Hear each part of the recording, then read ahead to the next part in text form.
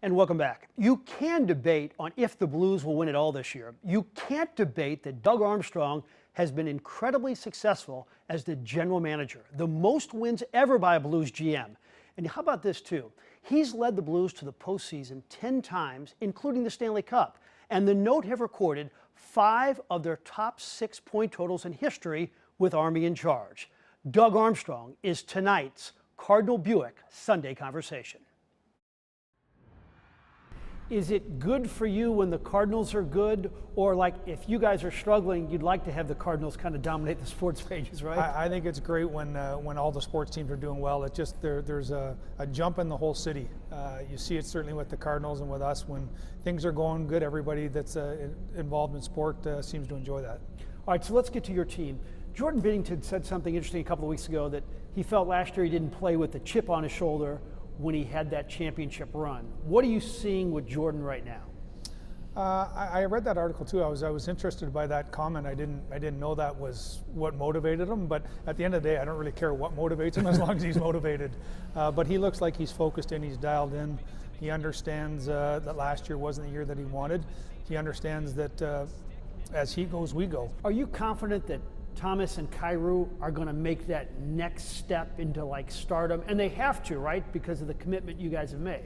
Yeah, I think stardom, to me, there's about 3 or 4 stars in hockey, and then there's that next tier. We need them to get to that next tier.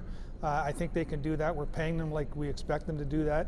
So much has been written about the loss of David Perron, but I'm looking at your roster. You have 8 guys back that scored 20 goals last year. So your offense is probably maybe the least of your concerns. You guys are going to score. David was and always will be a great Blue, but hard decisions had to be made, and we wish him nothing but the best.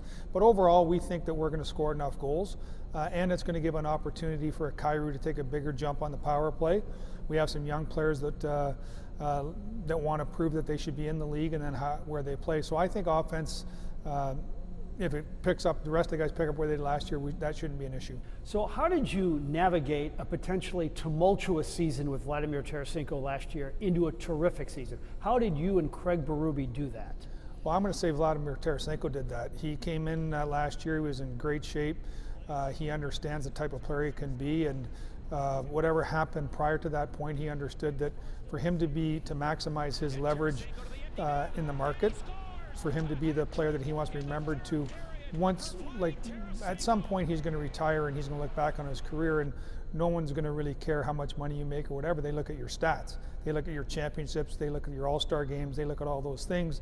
And I think Vladimir looked at that last year and wanted to do what was best for himself and the franchise. So how much do you love what you're doing, and do you love it as much now as when you first started? Probably love it more now because I'm at peace with a lot of the things that I can and can't control.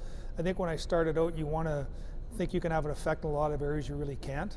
And now I understand what I can and can't do. I don't sweat the things that, the small things. But with that bigger perspective, do you still wake up every day thinking about, hey, are we okay on the back line? What's Jordan Binnington's psyche going to be like?